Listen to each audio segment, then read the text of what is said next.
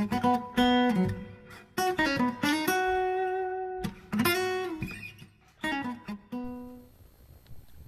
welcome to another edition on how to identify trees with Christopher Hoare Tree Services.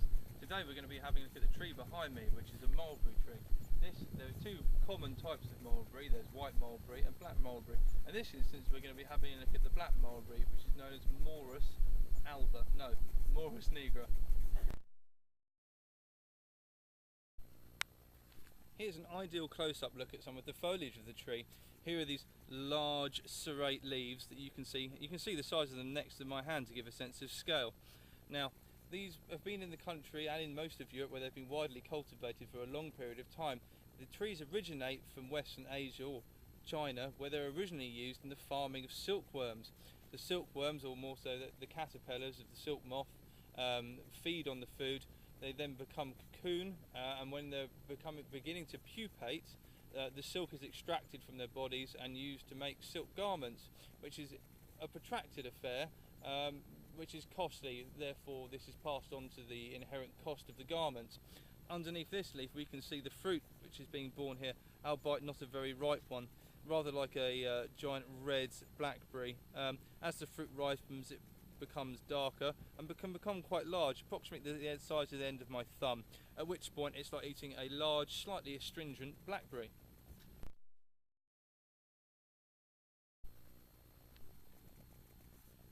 Here's a close-up image of the ripe fruit. As I said before, it highly resembles a blackberry, and tastes almost like red currants, slightly astringent, slightly tart to taste. You can always tell when someone's been eating mulberries because it looks like you've murdered someone.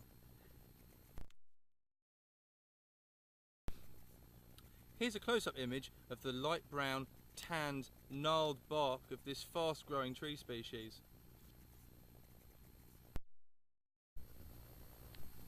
So just to summarise, the black mulberry, Morus nigra, imported sometime in the 1700s from Western Asia, predominantly for the use in the cultivation of silkworms.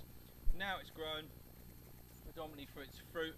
It does have quite a nice autumn colour, and it's quite widely grown. You'll find it in old gardens, Victorian walled gardens where it enjoys a sheltered position, and in some arboretum. So good luck trying to find any ripe fruit, because most of the visitors around this place pick them before we get a chance to get to them. Remember, if you like watching this video and you want to see another update on how to identify trees, make sure you tune in again.